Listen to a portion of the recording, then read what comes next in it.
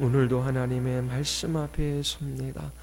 한 영혼 한 영혼 주께서 기억하여 주셔서 저희들이 어린아이의 일들을 벗어버리게 하여 주시고 청년이 되게 하시며 또 아비가 되어 연약한 자를 돌아보며 진리의 말씀을 따라 순종하는 하나님의 거룩한 나라의 백성들로 나타나게 하여 주시옵소서. 성령 하나님께서 설교자와 온 회중들의 심령을 주장하여 주시기를 간절히 원하오며 예수 그리스도의 이름으로 기도드리옵나이다. 아멘. 자, 오늘 우리가 공부할 성경은 오바댜서입니다. 오바댜서의 말씀을 다 읽어 보셨지요? 우리 오바댜서의 이 말씀을 통해서 하나님께서 오늘도 우리에게 말씀하십니다. 하나님께서 우리에게 무엇을 말씀하시는지 우리 같이 함께 살펴보겠습니다. 오바댜 선지자의 가장 큰 특징이 무엇입니까? 가장 짧다라고 하는 것이지요. 한 장 21절로 이루어져 있습니다. 긴 선지서가 있어요. 이사야서가 있습니다. 몇 장이나 되죠? 66장입니다. 성경 66권에 있는 내용들을 거의 드러낼 정도로 이 이사야서에 있는 진리들은 장엄하고 웅장합니다. 그렇다고 해서 오바댜서를 우리가 무시할 수는 없는 것이지요. 아주 중요하고 핵심적인 진리를 간략하게 우리에게 나타내어 보여주고 있습니다. 하나님은 온 우주의 왕이시고 주인이십니다. 하나님께서 하나님의 원수들을 반드시 심판하십니다. 여러분 구약의 핵심 메시지 읽어보셨지요? 하나님의 원수가 누구이지요? 교만한 자입니다. 그리고 하나님의 백성들에게 포악을 행하는 자들이지요. 하나님께서 이와 같은 원수들을 반드시 심판하시고 하나님의 백성들을 구원하십니다. 여호와의 날, 심판의 날이 있음을 우리에게 알려주고 있어요. 어떻게 보면 오바댜서가 짧고 간결하기에 좀 이해하기 어려울 수 있습니다. 오바댜 선지자에 관해서 우리에게 알려주는 것도 없습니다. 그리고 시대적 배경이 어디인지 우리가 살펴볼 수 있는 사건은 있어요. 그런데 좀 책이 두껍고 많은 것들을 이야기하면 자세히 설명해 줍니다. 그래서 두꺼운 책일수록 쉽습니다. 그런데 얇은 책일수록 어렵지요. 왜냐하면 설명이 그렇게 자세하게 되어 있지 않기 때문입니다. 자, 그러면 우리 오바댜서 1장 1절을 한번 읽어볼까요? 오바댜서가 어떤 책인지 우리에게 말해주고 있습니다. 우리 1장 1절 같이 한번 읽어보겠습니다. 오바댜의 묵시라. 주 여호와께서 에돔에 대하여 이와 같이 말씀하시니라. 우리가 여호와께로 말미암아 소식을 들었나니 곧 사자가 나라들 가운데서 보내심을 받고 이르기를 너희는 일어날지어다. 우리가 일어나서 그와 싸우자 하는 것이니라. 자, 오바댜의 묵시이지요. 어떠한 묵시를 주십니까? 에돔에 대하여 여호와께서 말씀하여 주셔요. 다른 선지자들은 대부분 북왕국 이스라엘과 남왕국 유다에서 활동을 했습니다. 하나님의 백성들에게 하나님의 말씀을 선포했지요. 그런데 오바댜서의 대상은 에돔 사람들입니다. 에돔에 관한 심판의 메시지를 담고 있어요. 오늘날로 말하자면 다른 선지서들은 교인들을 대상으로 하여 선포하는 말씀이지요. 그런데 이 오바댜서는 하나님을 하나님으로 인정하지 않는 불신자들, 에돔 족속을 향한 하나님의 심판의 메시지입니다. 그렇다면 에돔이 어떤 나라이기에 하나님께서 선지자를 통하여 이와 같은 심판의 메시지를 보내고 계실까요? 에돔은 에서입니다. 이스라엘은 누구이지요? 야곱입니다. 야곱의 후손이 세운 나라가 이스라엘이고 에서의 후손이 세운 나라가 바로 에돔입니다. 이삭에게는 두 아들이 있었어요. 야곱과 에서가 있었지요. 이 두 아들이 만든 나라가 유다와 바로 에돔입니다.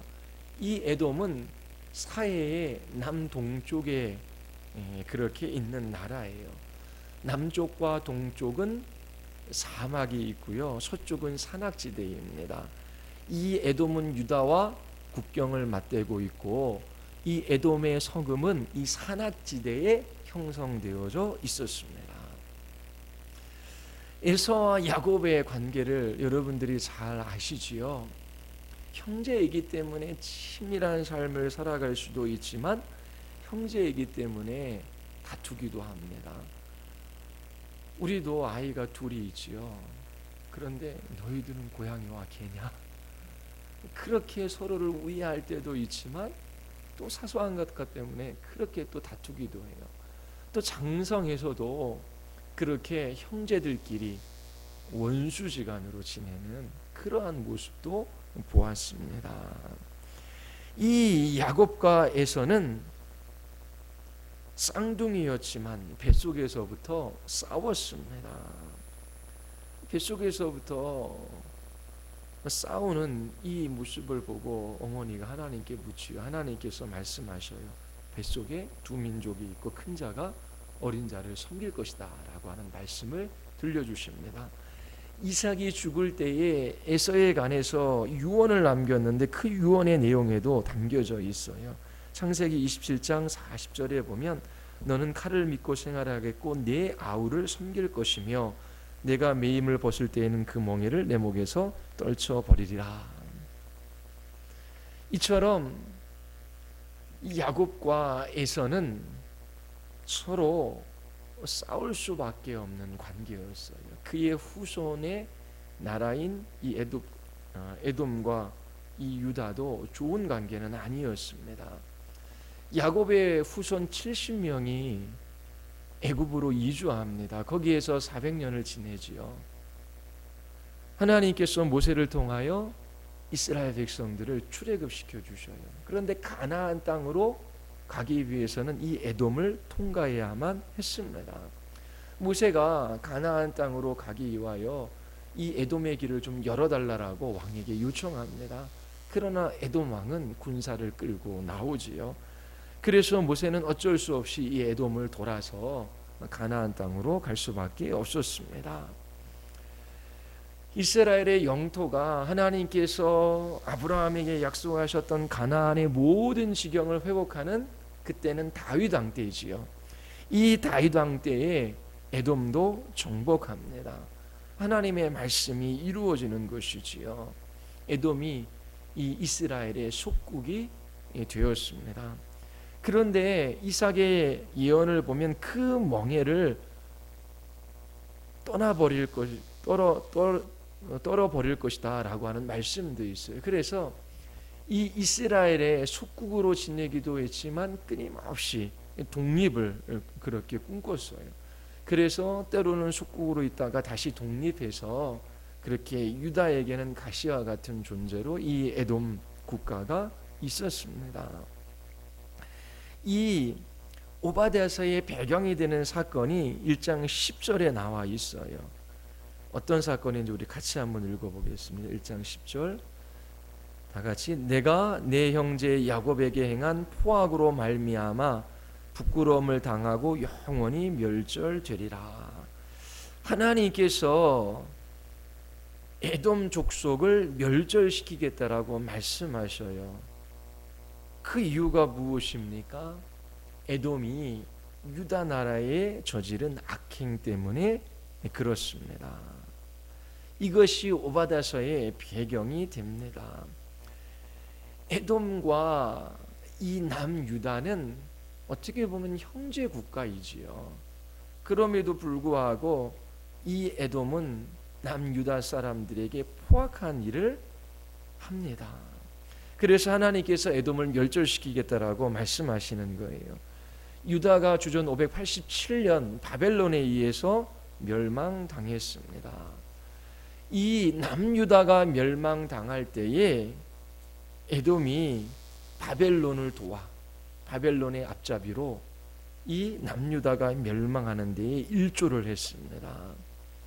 단순히 도운 것이 아니라 이 남유다에 들어가 노략하고 남유다 백성을 죽이고 또 살아남은 자들을 포로로 잡아 노예로 팔아버리기도 했어요. 그리고 많은 재물들을 갈취해 갔습니다.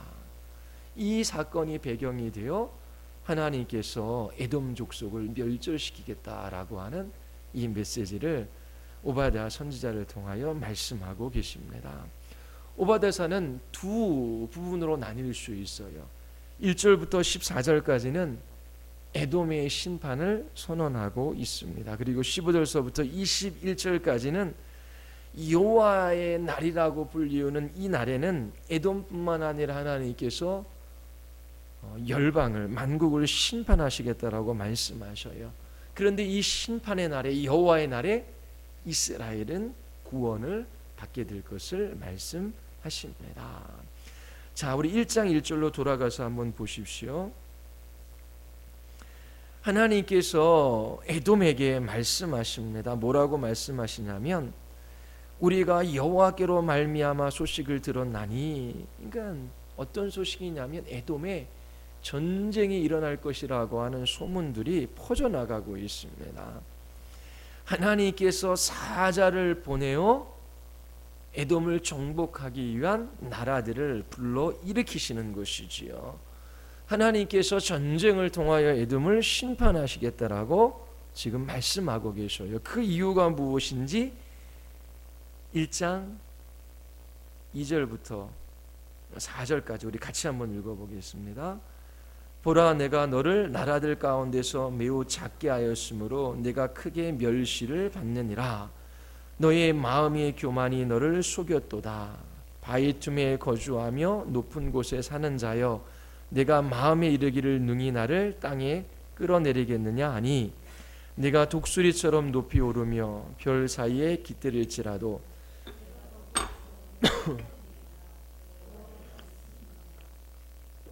하나님께서 에돔을 심판하시는 이유가 무엇입니까? 그들이 교만한 족속이기 때문에 그래요. 이 에돔 족속들은 자신감이 있었어요.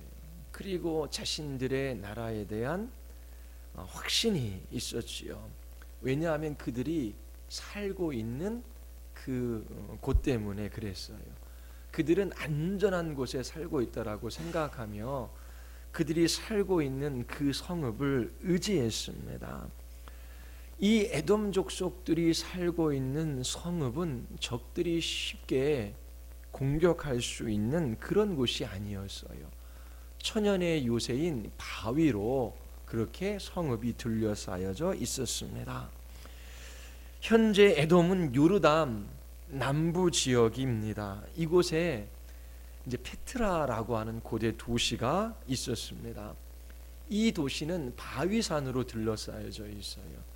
그래서 이 도시에 들어가기 위해서는 좁은 바위 길들을 가로질러 2km를 가야 했어요. 그러면 아무리 수많은 군사들을 끌고 이 곳을 쳐들어와도 그 바위 틈 사이를 지나서 이 성읍으로 가야 하기 때문에 수많은 사람들이 이 성읍을 공격할 수가 없었습니다. 사방이 다 막혀 있고 그 도시로 들어갈 수 있는 길은 한 길밖에 없었어요. 에돔 사람들이 살던 곳도 이러했을 것이다 라고 그렇게 추정해 볼 수 있습니다. 그러니까 어느 나라도 자신들을 끌어낼 수 없다라고 그렇게 확신했던 것이지요. 그러나 이들이 계산하지 않은 것이 있었어요. 그들이 하나님을 대적할 때 하나님께서는 그들이 별 사이에 깃들지라도 끌어내시겠다라고 말씀하십니다. 에돔 사람은 스스로 안전하다라고 생각했어요. 자기 자신의 힘으로 자신들을 지킬 수 있다라고 굳게 믿었지요. 이것이 교만입니다. 하나님께서 가장 미워하시는 죄예요. 하나님께서는 창조주이십니다. 만물을 다스리시는 왕이시지요. 무엇인가 좋은 것이 있다면 그 모든 것은 하나님께서 주신 것입니다. 그럼에도 불구하고 피조물인 인간이 하나님을 대적하고 자기 자신과 하나님이 주신 것들을 우상으로 삼으며 그렇게 교만한 삶을 살아갑니다. 하나님께서 교만한 사람들을 대적하시며 그들을 끌어내시겠다라고 말씀하시는 거예요. 세상 사람들은 무엇을 의지합니까?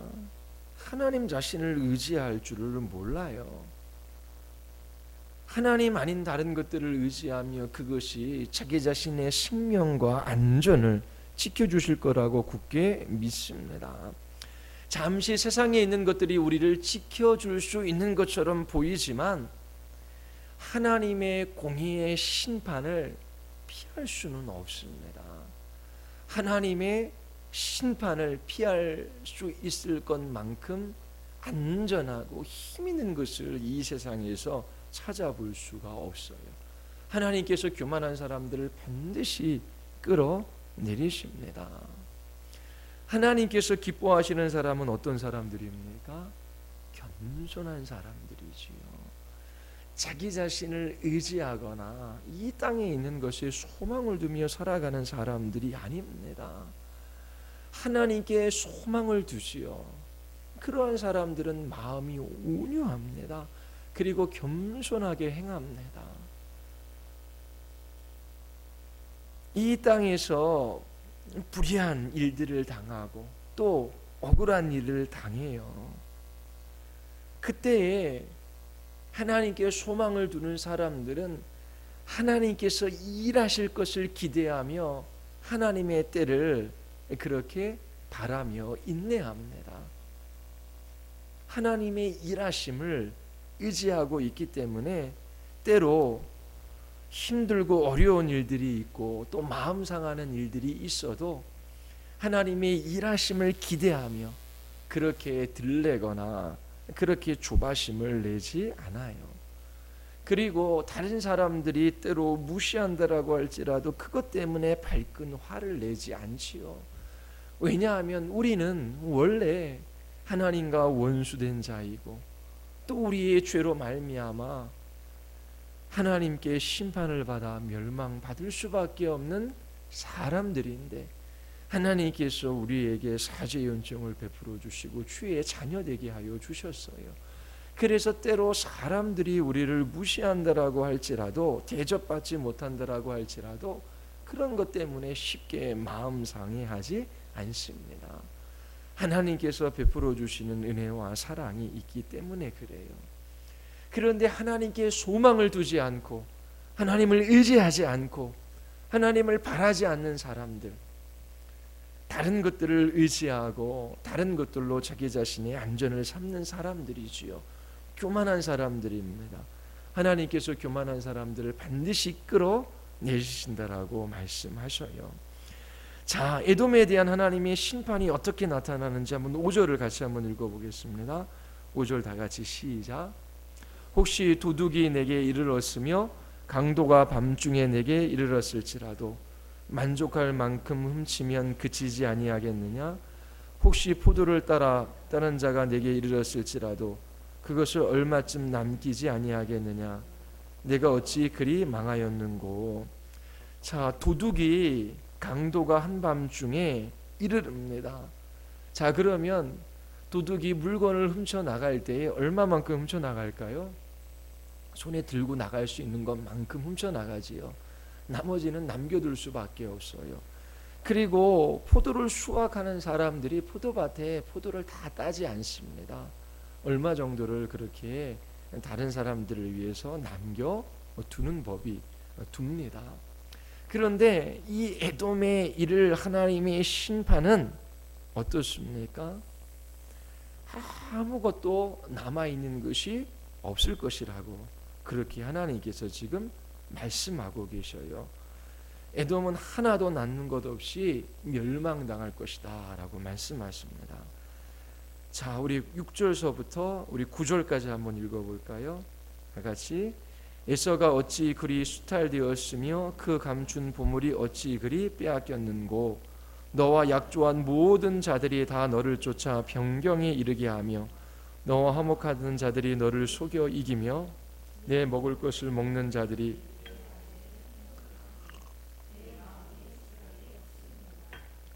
여호와의 말씀이니라. 그날에 내가 에돔에서 지혜 있는 자를 멸하며 에서의 산에서 지각 있는 자를 멸하지 아니하겠느냐. 뜸하나 내 용사들이 놀랄 것이라. 이로 말미암아 에서의 산에 있는 사람은 다 죽임을 당하여 멸절되리라. 자, 남아있는 것이 하나도 없이 그렇게 에돔이 멸망당할 것을 말씀하셔요. 그리고 또 하나 말씀하시는 것은 에돔 사람은 스스로 지혜로운 자라고 그렇게 생각했어요. 주위에 있는 나라들과 연합을 한 것이지요. 그 연합을 통해서 또한 자기들이 안전할 것이라고 생각을 했습니다. 그런데 하나님께서 말씀하셔요. 너희들과 연합한 그 나라들이 오히려 너희를 배반하고 너희를 칠 것이다. 하나님의 심판의 메시지입니다. 왜 하나님께서 에돔을 이처럼 멸망시키려고 하실까요? 그것이 10절 11절에 있습니다. 우리 같이 한번 읽어보겠습니다. 내가 내 형제 야곱에게 행한 포악으로 말미암아 부끄러움을 당하고 영원히 멸절되리라. 내가 멀리 섰던 날 곧 이방인이 그의 재물을 빼앗아가며 외국인이 그의 성문에 들어가서 예루살렘을 얻기 위하여 제비 뽑던 날에 너도 그들 중 한 사람 같았느니라. 자, 형제 야곱에게 행한 포악 때문에 하나님께서 심판하시겠다라고 하는 것이지요. 바벨론이 이 남유다를 멸망할 때에 어떻게 해요? 같이 재물을 빼앗고 같이 그 성에 쳐들어가서 그 성읍을 그렇게 강탈해 갔습니다. 에돔은 애굽의 형제 나라임에도 불구하고 유다가 위기에 처했을 때에 수수방관했지요. 수수방관한 정도가 아니라 그들은 크게 그렇게 비웃고 그리고 늑탈을 했습니다. 그게 이제 12절, 13절에 있습니다. 우리 같이 한번 읽어볼까요? 내가 형제의 날, 곧 재앙의 날에 방관할 것이 아니며 유대 자손이 패망하는 날에 기뻐할 것이 아니며 그 고난의 날에 내가 입을 크게 벌릴 것이 아니며 내 백성이 환난을 당하는 날에 내가 그 성문에 들어가지 않을 것이며 환난을 당하는 날에 내가 그 고난을 방관하지 않을 것이며 환난을 당하는 날에 내가 그 재물에 손을 대지 않을 것이며 우리 14절도 읽겠습니다. 내 거리에 서서 그 도망하는 자를 막지 않을 것이며 고난의 날에 그 남은 자를 원수에게 넘기지 않을 것이니라. 이러이러하지 말았어야 했는데 이러이러했다라고 하는 그 내용이 나오고 있어요. 이 남유다가 위험에 처했을 때에 그들은 수수방관했을 뿐만 아니라 오히려 입을 크게 벌리고 기뻐하고 즐거워했습니다. 뿐만 아니라 유다에 들어가서 약탈을 한 것이지요. 도망가는 사람들의 길목을 지키고 있다가 남유다 사람들을 칼로 베어 죽입니다. 그리고 살아남은 자들을 노예로 팔아 먹었습니다. 그러면서 이제 15절 아주 중요한 구절이 나옵니다. 우리 같이 한번 읽겠습니다. 여호와께서 만국을 벌할 날이 가까웠나니 내가 행한 대로 너도 받을 것인즉 내가 행한 것 머리로 돌아갈 것이니라. 하나님이 에돔이 행한 대로 갚으실 것이다 라고 말씀하셔요. 이 에돔은 바벨론을 도와 남유다를 멸망시켰습니다. 그런데 이 에돔 또한 바벨론에 의해 멸망을 당합니다. 구약에 보면 하나님의 법칙이 있는데 눈에는 눈, 이에는 이이지요. 하나님께서 이 에돔 족속들에게 너희들이 행한 그대로 갚아줄 것이다 라고 말씀하셔요. 이웃에게 악을 행하면 하나님께서 악을 되돌려 주실 것이고 이웃에게 선을 행하면 하나님께서 선하게 갚아 주시겠다라고 하는 말씀입니다. 에돔이 이스라엘에게 행한 그대로 에돔 또한 다른 나라의 배신을 당하고 심판을 받습니다. 그런데 우리의 현실을 보면 이 하나님의 말씀이 그대로 이루어지지 않는 것 같은 때가 많이 있어요. 나는 선을 행한다라고 열심히 선을 행하지만 그 선을 오히려 악으로 갚는 사람들이 때로 있습니다. 이 세상에서 내가 선을 행한 것에 대한 보상을 제대로 받지 못해요. 제가 전에 상담했던 한 분은 교도소의 교도관이었습니다. 이분이 말씀의 은혜를 받고 이제 동료 교도관과 죄수들에게 정말 선하게 그리고 정말 잘 섬겨야지, 그러면서 남들이 하기 싫은 꾸준 일도 대신하고 또 그렇게 인격적으로 죄수들도 다루며 기도하며 그렇게 할 수 있는 대로 선을 행하려고 열심히 노력했어요. 그런데 오히려 동료 교도관들은 자신들을 이용하려고 하고 재소자들은 오히려 인격적으로 대하는 자기 자신의 말을 더 듣지 않으려고 하는 그런 모습들을 본 거예요. 그러면서 찾아와서 하는 말이 못하겠다라고 하는 거예요. 더 그렇게 못 살겠다라고 하는 것입니다. 왜요? 내가 좀 선을 행하면 하나님께서 좀 이렇게 인격적으로 대우하는 그 죄수들의 마음도 바꾸어 주시고, 그래서 그들이 진짜 교도가 되는 것이지요. 그리고 좀 같은 교도관들도 저 사람은 그리스도인이고 정말 저렇게 희생하고 우리 대신 저렇게 잘 섬겨주니 얼마나 감사하고 고마운 일이냐, 그러면서 와서 좀 고맙다라고도 이야기하고 내가 믿는 하나님 나도 한번 믿으면 좋겠다라고 말하면 좋을 텐데 그런 일들이 안 일어나는 거예요. 이웃에게 선을 행하면 하나님께서 선으로 갚아주시고 악을 행하면 하나님께서 그들에게 악을 돌려주실 것이라고 말씀하시는데 그런 일들이 안 일어나요. 그래서 이제 어떻게 살아갑니까? 다른 사람이 악하게 하면 나도 악하게 하고, 다른 사람이 나에게 선하게 하면 나도 그에게 선을 베풀겠다라고 이런 얄팍한 생각을 하게 되는 것이지요. 그래서 대부분 보면은 다른 사람이 나에게 한 대로 보통 합니다. 준 대로 받은 대로 이제 주는 것이죠. 그러나 온 우주를 통치하시는 하나님의 법칙은 그렇지 않아요. 우리가 행한 대로 하나님께서 반드시 심판하시겠다라고 말씀을 하십니다. 오늘 내가 선을 행하는데 그 선의 대가가 돌아오지 않는다라고 할지라도 우리는 실망할 필요가 없어요. 공의의 하나님께서 있는 그대로 심판하실 그 여호와의 날이 있기 때문이지요.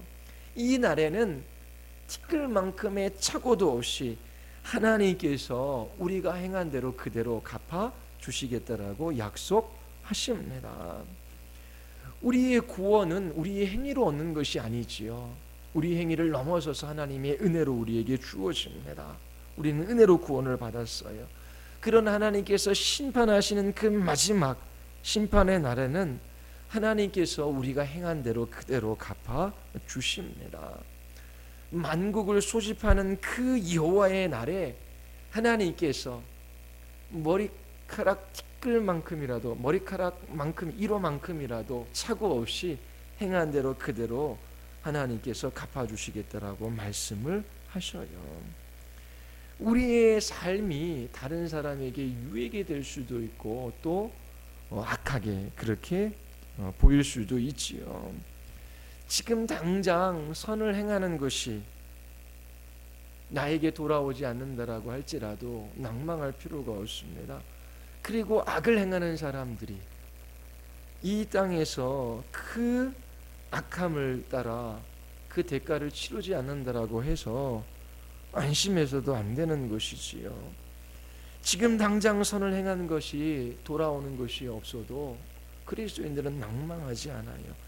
하나님의 심판의 원리가 있기 때문입니다. 행한 대로 하나님께서 갚아 주십니다. 1장 16절 한번 보십시오. 우리 같이 한번 읽겠습니다. 너희가 내 성산에서 마신 것 같이 만국인이 항상 마시리니 곧 마시고 삼켜서 본래 없던 것 같이 되리라. 이게 무슨 말씀이냐면, 이게 마신다라고 하는 것은 하나님의 심판의 쓴 잔입니다. 온 민족이 모든 심판의 쓴 잔을 마실 것이다. 하나님의 심판이 반드시 이루어지겠고 그날에는 반드시 그들이 망한다라고 하는 말씀입니다. 그런데 17절 18절 말씀을 보십시오. 우리 같이 한번 읽어보겠습니다.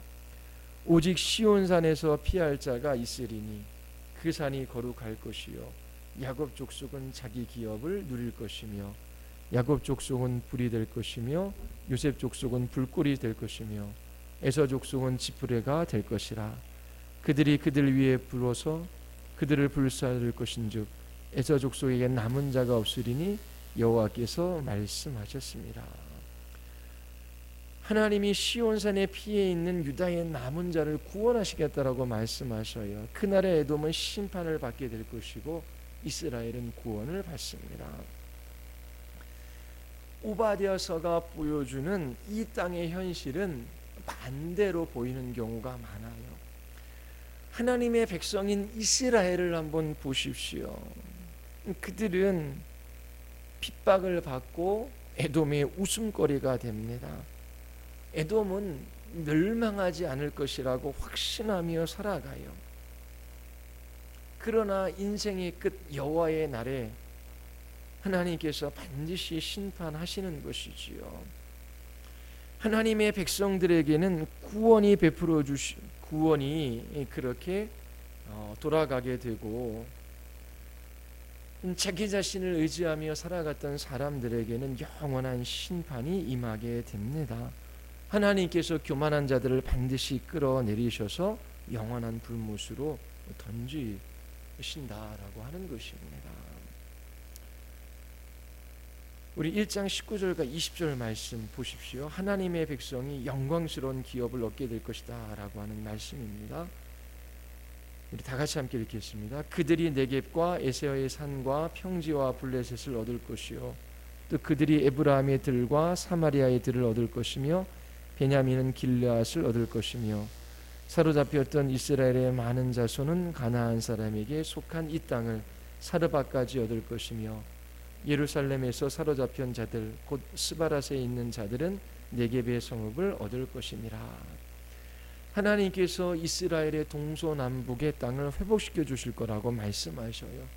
이것을 신약의 표현대로 하자면 하나님께서 새하늘과 새 땅을 주시겠다라고 하는 그런 구약적 표현입니다. 오바댜서의 결론이 1장 21절에 나와 있어요. 우리 같이 한번 읽겠습니다. 구원받은 자들이 시온산에 올라와서 에서의 산을 심판하리니 나라가 여호와께 속하리라. 시온산과 에서의 산을 대조하고 있습니다. 시온산은 성전이 있는 곳입니다. 예루살렘이 있죠. 하나님의 백성들이 거주하는 산입니다. 에서의 산은 에돔 족속이 살고 있는 곳이에요. 하나님의 백성들을 핍박하는 원수들이 살고 있는 곳입니다. 지금 이 에돔에 대한 심판이 선포되어지는 이때는 어느 때입니까? 시온산이 멸망을 당합니다. 에서의 산은 우뚝 솟아 견고한 것처럼 보입니다. 이것이 현실을 살아가는 우리들의 삶의 모습을 반영합니다. 이 땅에서 하나님의 백성들은 하나님의 징계를 받아요. 그래서 남유다와 북이스라엘의 사람들은 이방 민족의 포로로 끌려가요. 그러나 하나님 없이 살아가는 족속들은 강건하고 잘 사는 것 같습니다.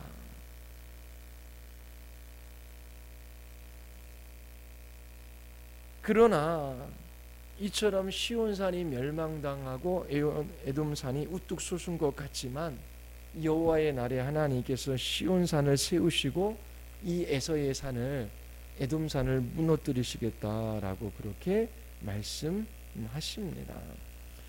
이 야곱과 에서의 후손들의 싸움이 우리와 무슨 상관이 있겠습니까? 이 야곱 족속 이스라엘은 신약의 교회를 나타냅니다. 그리고 에돔 족속은 세상 나라를 나타내요.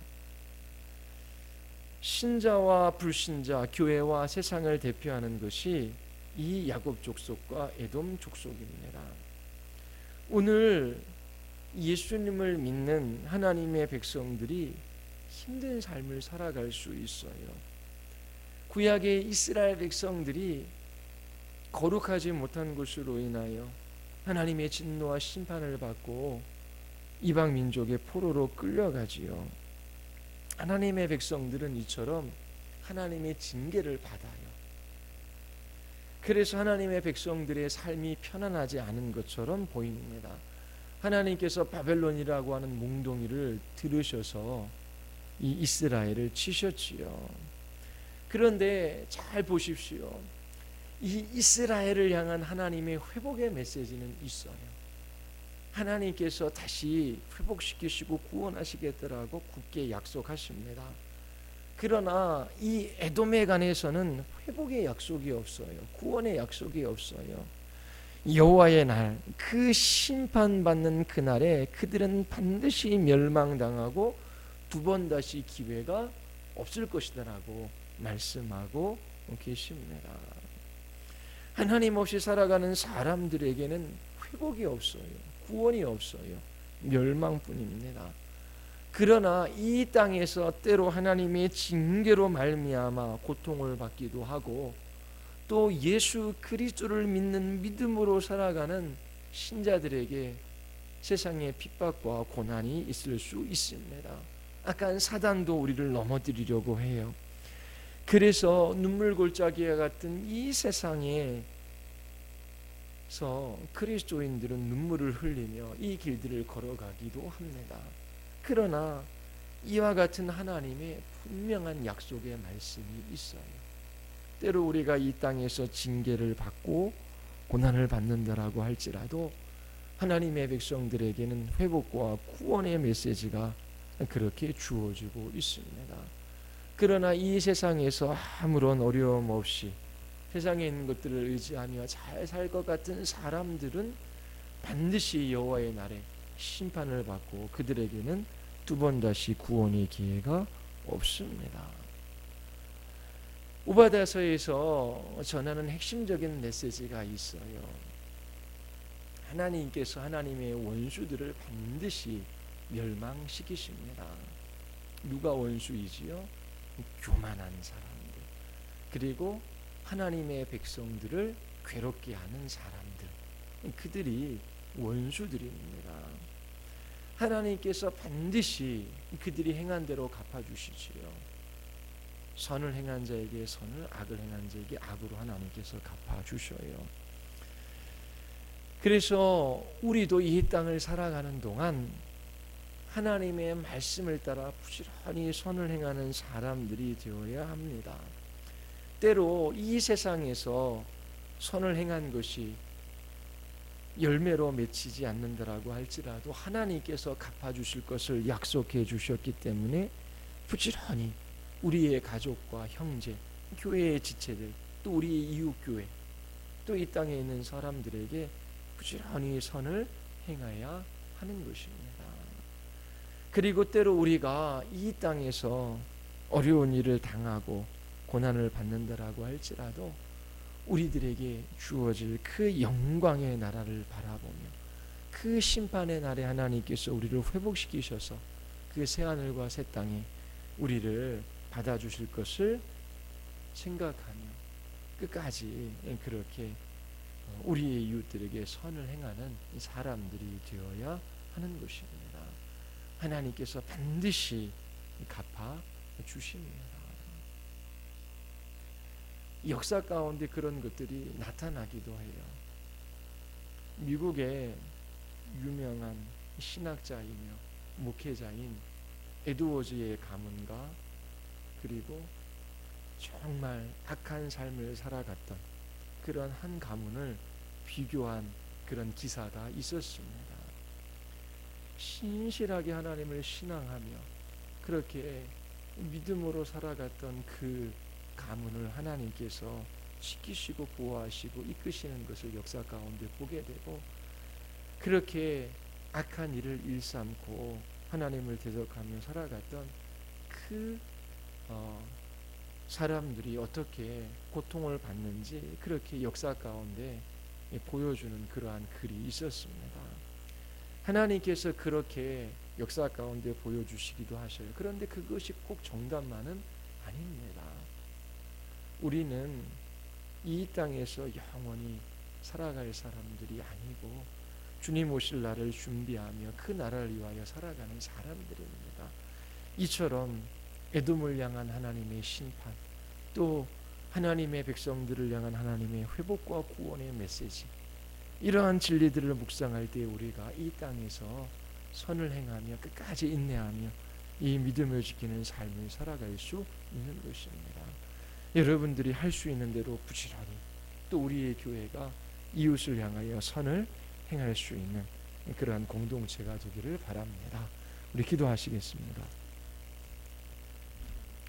우리 같이 한번 기도할 때, 하나님, 얄팍한 생각으로 선을 행한다고 해서 그 선의 대가가 주어지지 않고, 또 악을 행한다고 해서 하나님께서 당장 심판하지 않는 것처럼 보이기에 저희들이 가벼운 생각으로 살아가지 말게 하여 주시옵소서.